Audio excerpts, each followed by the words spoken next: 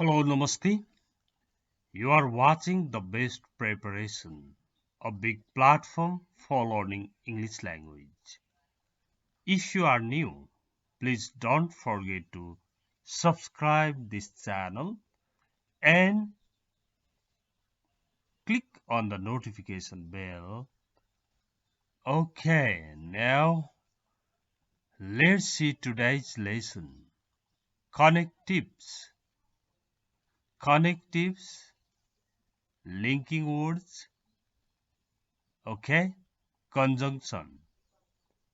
Connectives को lesson repeat गरिरहनु पर्छ किनकि कनेक्टिभ्स प्रेपोजिशन्स भनेको धेरै अभ्यास गरिरहनु पर्ने टपिकहरुमा पर्छन् कनेक्टिभ्स र प्रेपोजिशन्स बीचमा फरक छ कनेक्टिभ्सहरुले दुईटा सेन्टेन्सलाई जोड्ने काम गर्छन् र दुईटा सेन्टेन्सलाई जोड्ने काम गर्छन् भनिरहँदा कहिलेकाहीँ तपाईले दुईटा सेन्टेन्स नजोडेको जस्तो पनि देख्नुहुन्छ प्रेपोजिशन्सको जस्तो पनि देख्नुहुन्छ तर दुईटा सेन्टेन्समा भएको अर्थलाई जोड्ने काम त्यहाँ भएको मिनिङलाई जोड्ने काम गर्छन् कनेक्टिभ्सहरुले ओके अब इफ को काम इफ भनेको यदि भयो यदि यो इफ क्लजमा यसको डिटेलमा स्टडी नै गरिन्छ एज छ एज भनेको जब जब र एज को डिटेल्ड स्टडीमा किनभने भन्ने मिनिङ पनि लाग्छ त्यो पनि कुरा गरौँला मैले यहाँनेरि कसरी कुन लगाउने भन्ने पनि लास्टमा धेरै चर्चा गरेको छु अन्त्यसम्म हेर्न नभुल्नु होला ओल्दो भनेको यद्यपि तापनि ओके तापनि ड्यू टु भनेको को कारणले गर्दा डडटको कारणले गर्दा ड्यू टु इन केस हुन गएमा भइहालेमा चाहि गएमा यस्तो खालको मिनिङ हुन्छ इन केसको वाइल जतिखेर वाइल जतिखेर अब यहाँ हेर्नुहोस् वाइल भनेको जतिखेर र जति बेला पनि हुन्छ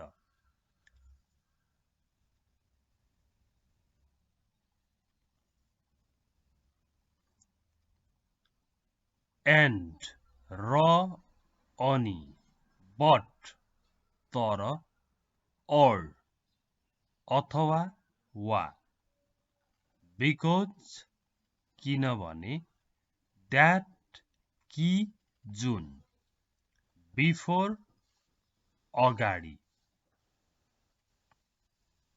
after पछि दो यद्यपि दो although even though यिनीहरुको एउटै मिनिङ जान्छ therefore त्यसकारण unless नगरेसम्म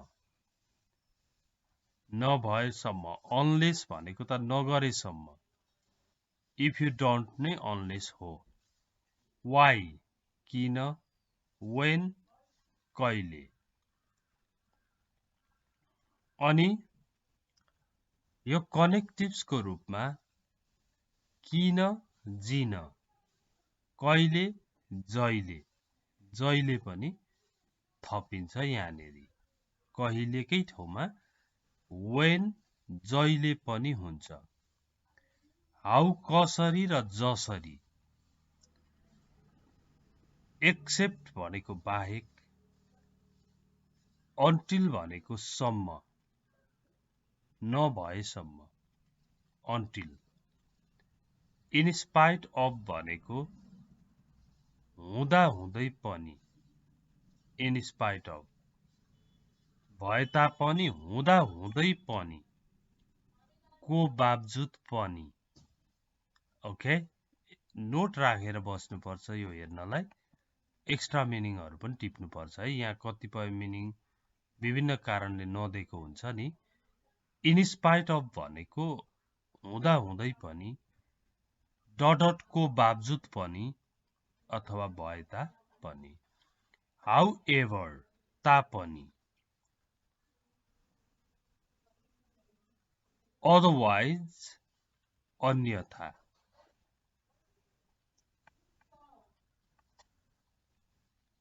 That's why भनेको त्यसैले सो त्यसकारण त्यसैले so that ताकि as well as साथसाथै as soon as छिटो भन्दा छिटो because of डटको कारणले गर्दा either or या त कि त either or यो र नभने पनि हुन्छ either or या त कि त neither nor न त अनि in order to को लागि whatever जे भए तापनि rather डट than बरु डट भन्दा त dot both dot and dot दुवै डट and र डट भनेको दुवै बोल्नु पनि र लेख्नु पनि both reading, speaking and writing are difficult यस्तो खालको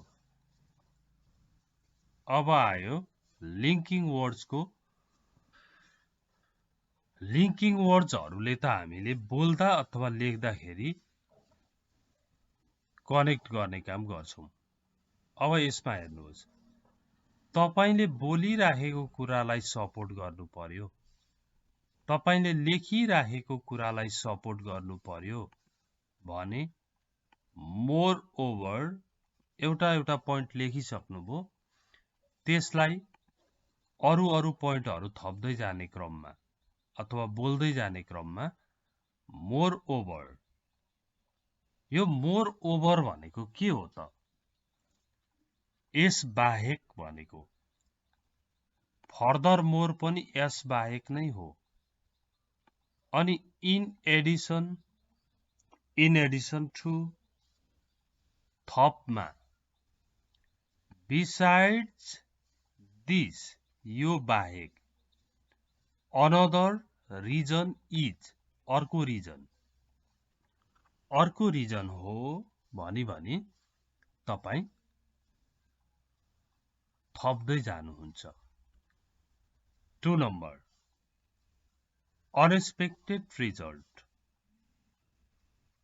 अनएक्सपेक्टेड रिजल्ट भनेको नसोचेको रिजल्ट मेहनत गरेर पढ्यो परीक्षामा फेल भयो ठुलो पानी पर्यो पिकनिक रमाइलो भयो नसोचेका कुराहरू जब आउन थाल्छ बोल्नु पर्छ या लेख्नु पर्छ although even though but in spite of को प्रयोग गरिन्छ त्यसपछि हेर्नुहोस् एक्सपेक्टेड रिजल्ट सोचेकै रिजल्ट आयो मेहनत गरेर पढ्यो परीक्षामा राम्रो अंक ल्यायो सोचेकै भयो देयरफोर बिकज अफ देयरफोर त्यसकारण बिकज भइहाल्यो because of due to so as a result परिणाम स्वरूप के हुन गयो त कुनै कुरा बोल्नुभयो अनि परिणाम स्वरूप यसो भयो भन्नुपर्ने बेलामा एज अ रिजल्ट भनेर बोल्नुपर्छ।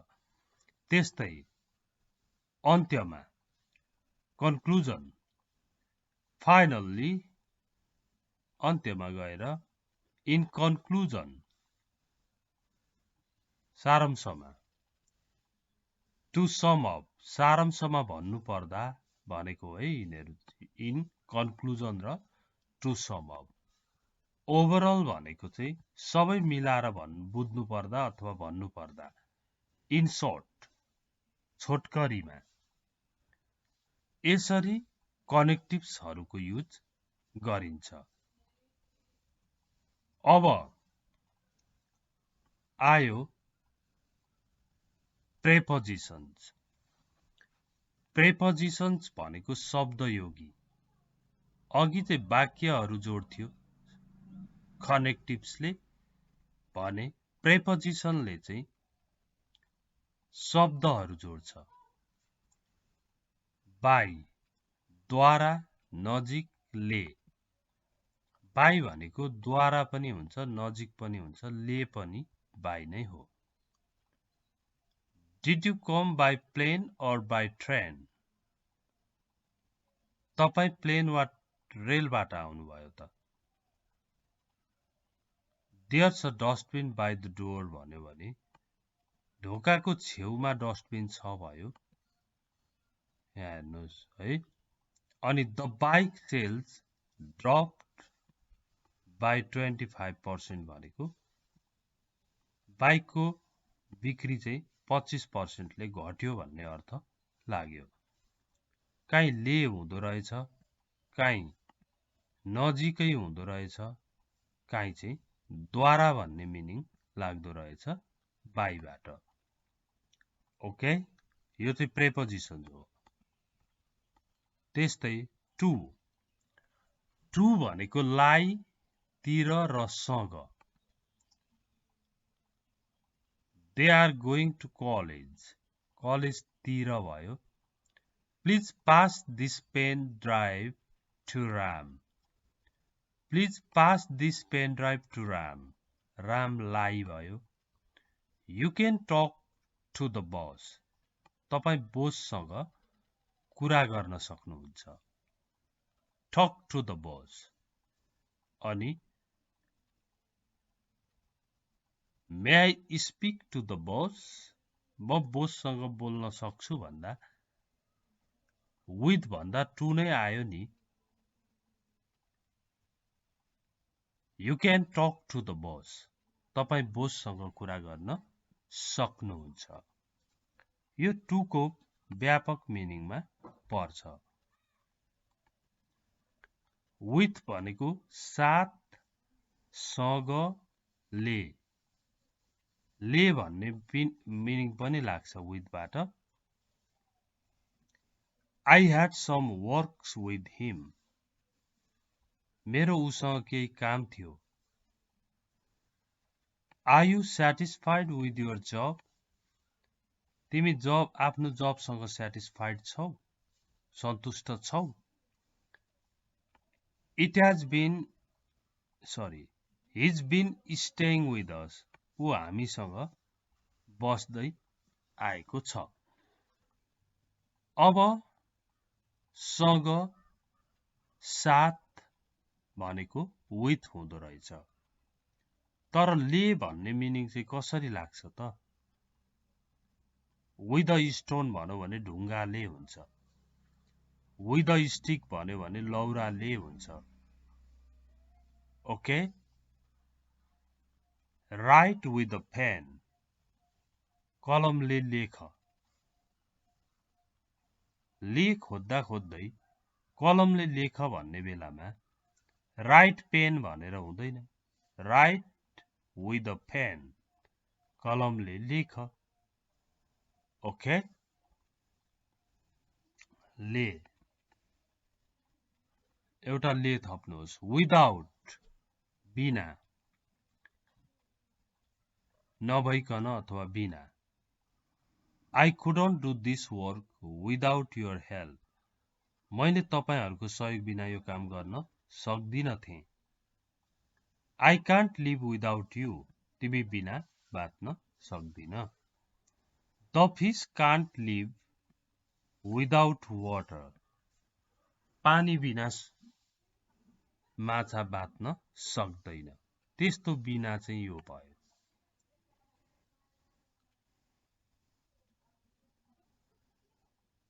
यस्तो मात्र होइन.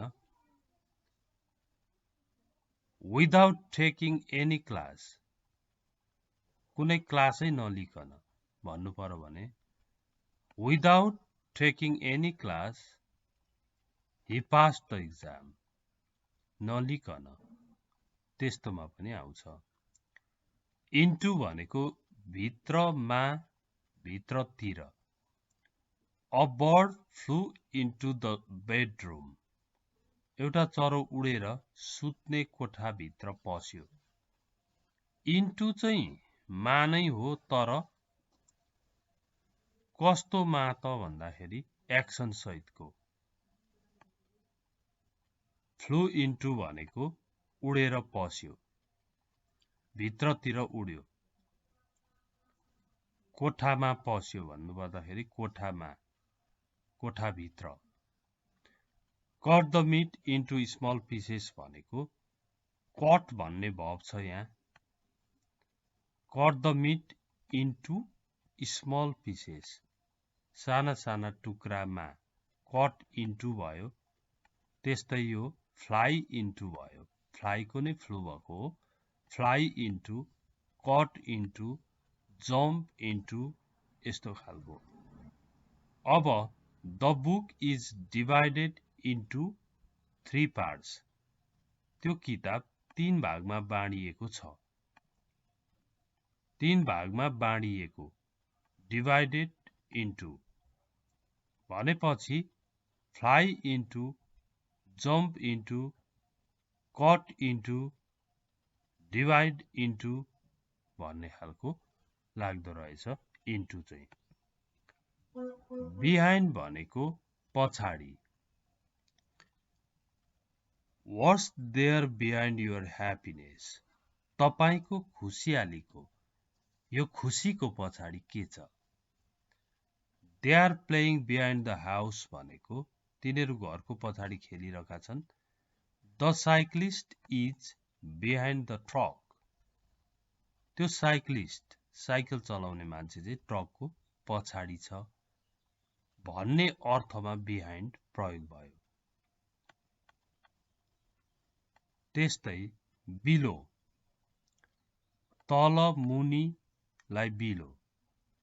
Today's temperature is below than 5 degree centigrade. आजको तापक्रम 5 डिग्री सेल्सियस भन्दा तल छ. Children below 6 years need more care. 6 वर्ष मुनिका बच्चालाई धेरै केयर गर्नुपर्छ. Ram lives below me. म भन्दा तल्लो फ्ल्याटमा राम बस्छ. त्यस्तोमा पनि बिलो प्रयोग गरिन्छ. ओके. beside मात्र, यहाँ एस नभएको beside. यो beside भनेको चाहिँ नजिक, सँगै, छेउमा. Don't play beside the lake. तालको छेउमा नखेल. Ram was sitting beside me. Ram मेरो छेउमा बसिरहेको थियो. They are standing beside the statue. तिनीहरू स्ट्याचुको छेउमा बसिरहेका छन्. Since भनेको देखि. Kiran has been here since Sunday. किरण आइतबारदेखि यहाँ आएको छ. I've been working here since 2014. म यहाँ 2014 देखि काम गर्दै आएको छु. She left her job since her marriage. उनले उनको विवाहदेखि जब छोडिन्, जागिर छोडिन्. त्यस्तो खालको since. Okay? नेक्स्ट फर भनेको लागि, निम्ति, देखि। She has taken a bag for you. उनले तिम्रो लागि झोला ल्याइदिएकी छिन्। I've been waiting for you for 3 hours. म तिमीलाई 3 घण्टादेखि पर्खिँदै आएको छु। This job is for pocket money. यो जागिर चाहिँ पकेट मनीको लागि हो। This job is for pocket money. For. अब आयो about, बारेमा। About भनेको बारेमा पनि भयो, लगभग पनि यही हो। About. I have heard about you. मैले तिम्रो बारेमा सुनेको छु। Here is a conversation. You look very serious. What are you thinking about? हो, तिमी सिरियस देखिन्छौ। तिमी के को बारेमा सोचिरहेको छौ? Nothing. I'm a little tired. केही होइन, म अलिक टायर्ड भएको छु, थाकेको छु भन्यो। त्यति हो। फेरि अबाउट भनेको लगभग चाहिँ कसरी हुन्छ भन्दा It's about 2 kilometers from here. यो यहाँबाट लगभग 2 किलोमिटरमा छ। ओके। At मा, on मा माथि, in मा भित्र, about बारेमा, above माथि, after पछि, against विपरीत, विरुद्ध, against. Some people are protesting against the government. Government को विरुद्धमा प्रदर्शन गर्दैछन्। Protesting.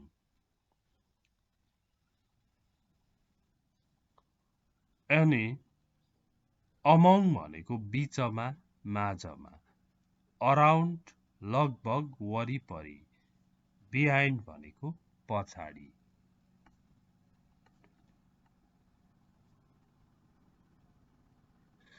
Below मुनि तल, before अगाडि, beside नजिकसँगै, besides बाहेक, between दुईटाको बीचमा, beyond पारिपट्टि, beyond भनेको बस भन्दा बाहिर, आफ्नो बस भन्दा बाहिर।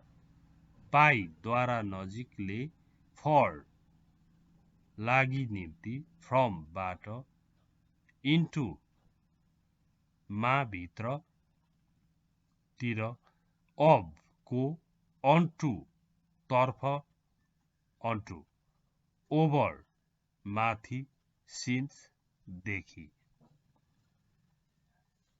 लास्ट